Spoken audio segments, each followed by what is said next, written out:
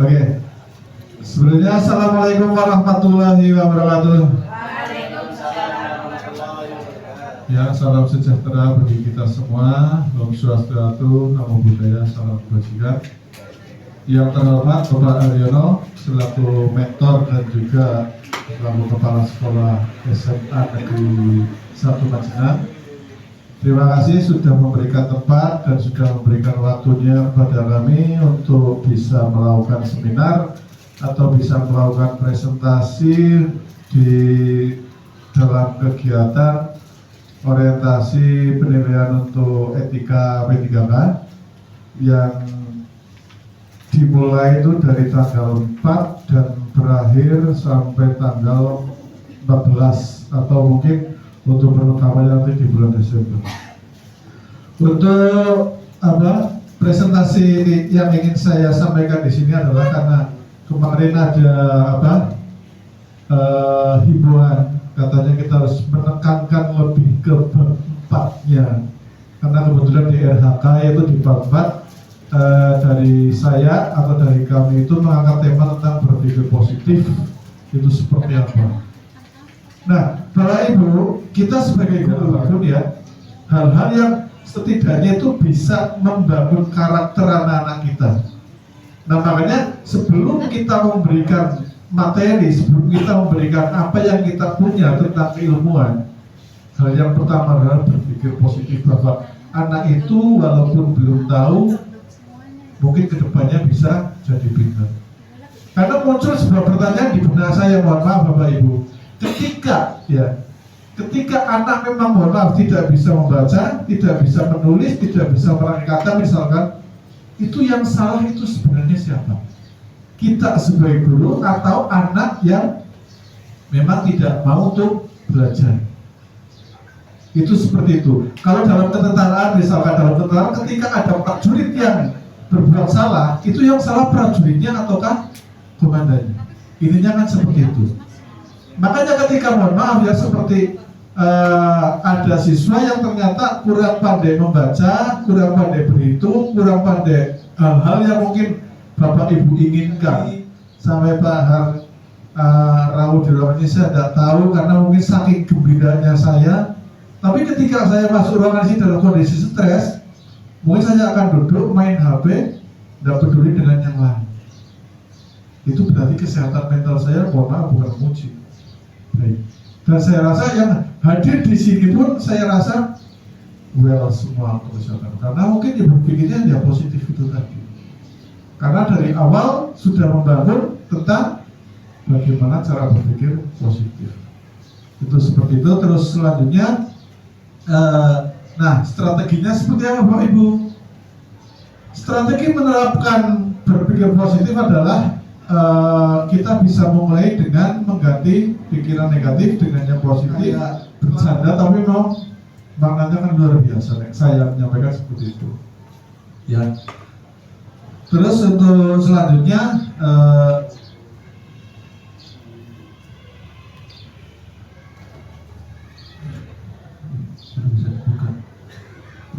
nah, sampailah kita kepada titik temu dari apa yang saya sampaikan. Kesimpulannya Bapak Ibu, berpikir positif adalah keterampilan yang dapat dipelajari dan diterapkan dengan strategi yang tepat. Kita dapat meningkatkan kinerja dan kesejahteraan kita. Mari kita mulai perjalanan ini untuk mencari hidup yang lebih baik. Dari A sampai Z sudah saya sampaikan tadi, walaupun belum semua, tapi secara tidak langsung kesimpulannya bisa Bapak Ibu lihat ya. Perlu saya garis bawahi lagi di sini bahwa ketika kita berpikir positif Bapak Ibu, kehidupan kita insya Allah tenang. Ketika kita berhadapan dengan siswa karena kita sebagai guru, berhadapan dengan rekan kerja kita, berhadapan dengan lingkungan dimanapun kita berada, insya Allah itu akan disenangi. Karena apa? Kita mampu berpikir positif. Karena apa? Orang yang mampu memberikan motivasi itu yang pertama adalah orang yang mempunyai pikiran positif. Orang yang bisa menjadi problem solver atau memecah permasalahan adalah orang yang berpikir positif. Tidak mungkin orang yang galauan, orang yang berpikirnya secara negatif itu akan diminta tolong untuk aku punya problem nih. Wah, kamu punya problem 1, saya punya problem 10 aja diem-dieman, kamu punya problem 1 sombong misalnya. Itu tidak akan mungkin bisa minta tolong untuk membantu menyelesaikan problem yang dihadapi. Nah, kesimpulannya seperti itu Bapak Ibu. Ketika kita berpikir positif, kita bisa meningkatkan kinerja kita bisa meningkatkan kesejahteraan dalam hidup atau dalam diri kita, khususnya itu secara pribadi, dan dampaknya itu bisa sampai ke luar atau ke lingkungan yang ada di sekitar kita. Itu seperti itu. Nah, selanjutnya harusnya ada matur nuwun. Ya, demikian Bapak Ibu paparan atau presentasi dari saya, ya. Karena tema presentasi sebetulnya guru BK 0 jam, sehingga di info GTK-nya lambat gitu loh Pak. Ya karena cuma hanya itu gitu loh Pak. Makanya itu konkretnya gimana Pak Supri selaku guru BK selama ini Pak. Terima kasih. Assalamualaikum warahmatullahi wabarakatuh. Monggo Bapak selaku terima kasih. Terima kasih atas paparannya dan bagaimana kita melakukan upaya pemikiran. Di dalam kehidupan manusia itu lebih banyak terhenyak ketika memandang sesuatu yang negatif. Ketika kita diberi positif, malah kita kadang-kadang nggak berpikir gitu, tapi kita justru terlena dengan pemikiran, malah kita menikmati saja gitu. Tapi kalau kita menghadapi sesuatu yang negatif, ini fakta bukan berpikir, ini kita cara berpikir berbeda. Jadi fakta itu ketika kita diberi sesuatu yang negatif, mesti kita lebih berpikir kencang ya kan? Yang lambungnya memiliki asam, yang lambungnya memiliki asam jadi tinggi, gitu kan? Terutama kaum ibu-ibu ini tiba-tiba asam lambung kan. Dan dokter sekarang juga cenderung begitu, kalau anak kecil ya, oh ini flek, kalau orang dewasa, oh ini lambung ya. Kan pasti benar kan, semua memiliki lambung.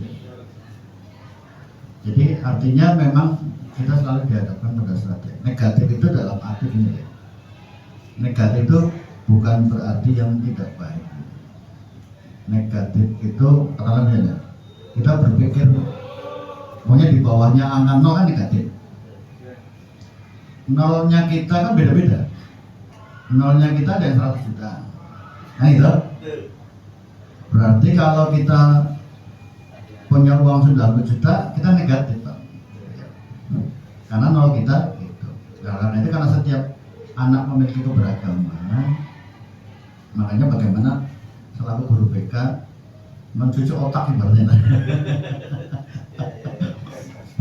Membrainwash anak. Mari kita start bareng-bareng. Jadi kan konsep perlu kan gitu. Mari kita titik berangkatnya ya kita mulai dari sini.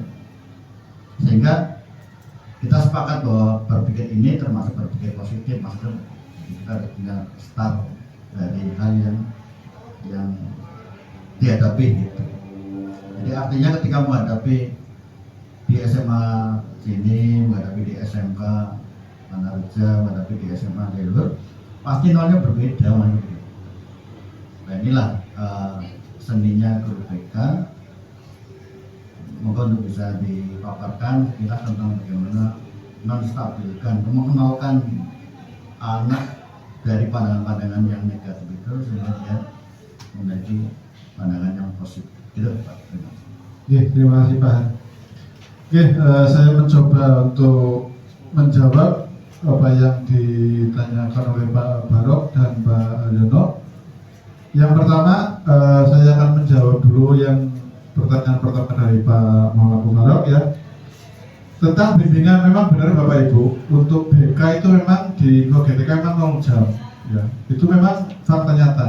Tapi secara ini ketika kita punya SAD, kita juga tetap dapat DPG, itu pasti. Itu enaknya guru BK seperti itu.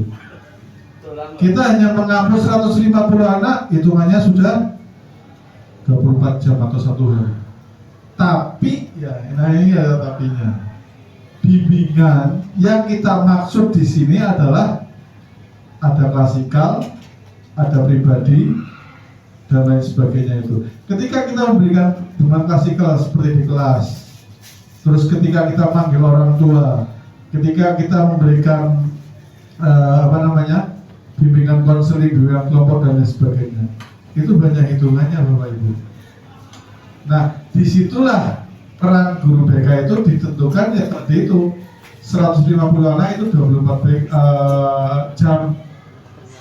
Walaupun ya itu tadi, walaupun kita misalkan kita tidak masuk di kelas atau tidak melakukan klasikal, tapi kita memanggil anak untuk melakukan bimbingan secara seling atau bimbingan secara kelompok. Sebenarnya guru BK itu, mohon maaf, kalau disamakan itu seolah seperti apa ya, guru di SLB loh Bapak Ibu. Kalau di SLB kan satu siswa itu setara dengan, nggak tahu kalau saya nggak salah ingat itu, satu siswa itu setara dengan 15 atau 10 orang anak yang itu yang saya ingat seperti itu. Makanya mungkin ya itulah gambarannya mungkin dari pemerintah itu seperti itu. Jadi ketika guru BK melakukan bimbingan klasikal atau bimbingan kelompok dengan 5 atau 10 orang misalkan ya dalam 1 hari, itu sudah dihitung 24 jam. Atau mungkin ada aturan yang saya tidak tahu, juga tidak bisa saya konfirmasi. Itu seperti itu kira-kira. Jadi untuk bimbingan dari guru BK itu ya gambarannya tidak mesti kita melakukan klasikal atau masuk kelas. Karena apa Bapak Ibu? Kalau guru mapel itu punya standar atau SOP lah, misalkan adalah tugas itu adalah SOP-nya sendiri. Bahasa Inggris misalkan harus ada present tense atau dan sebagainya, atau grammarnya harus pas. Tadi Bu Sri juga mengatakan seperti itu. Bahasa Indonesia bukan dianggap ya sebagai polisi sekolah, tapi sebagai sahabat siswa. Karena dimanapun sekarang di tiap sekolah, entah itu di SMP atau mungkin di lanjutan atas, pasti ada kayak slogan lah, BK sahabat siswa atau BK teman siswa atau apa lainnya seperti itu. Tapi kalau itu hanya sekedar slogan, mohon maaf, saya sendiri pun tidak setuju. Makanya kami dari tim BK SMK itu pernah seperti ini Pak. Kebetulan kalau di SMK Wanraja itu kebanyakan itu ada yang kos Pak ya. Siswa-siswa kami pada kos. Nah, ketika kami memberikan kenyamanan terhadap siswa kami, akhirnya kami bisa menanamkan motivasi. Itu adalah dengan cara pendekatan siswa kami itu pernah, bahkan bukan hanya pernah, sering ya, udah setiap hari sih. Untungnya colong Pak, kalau saya mungkin kejadian ruang BK itu seolah-olah menjadi ruang kos Pak. Artinya anak-anak yang kos memang punya kos, tapi karena saking nyamannya di ruang BK, itu awalnya sih dari sore kita ngobrol-ngobrol ya tentang ABCD. Nah dari situ mereka merasa nyaman. Ketika mereka, mohon maaf, kalau di SMK mereka memanggil saya bukan Pak, tapi manggilnya itu Babe. Seolah-olah ada kedekatan seperti itu. Makanya karena kedekatan seperti itulah mereka merasa nyaman. Akhirnya udah jam segini udah usah pulang ya, tidur di sini. Akhirnya ya mau tidak mau saya juga ikut terjun di situ.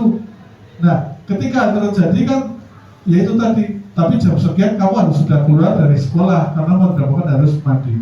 Nah itu bukan hanya sekali 2 kali, bukan hanya 1-2 anak, bahkan taruhlah misalkan bisa menjadikan kita untuk berpikir positif bahwa yang namanya ketika kita berpikir baik itu otomatis akan menular ke orang lain. Kalau seperti yang Bapak sampaikan, ya memang benar. Orang di dunia itu paling senang itu melihat hal yang negatif Pak.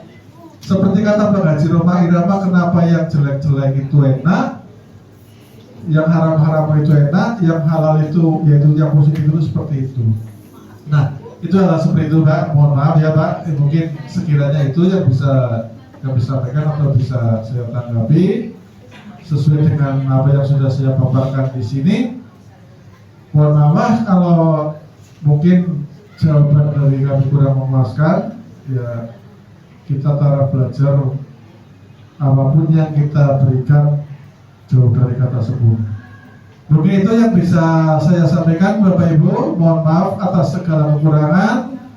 Usikum wa nafsi bittaqwallah. Wassalamualaikum warahmatullahi wabarakatuh. Kasih plus yang meriah buat saya.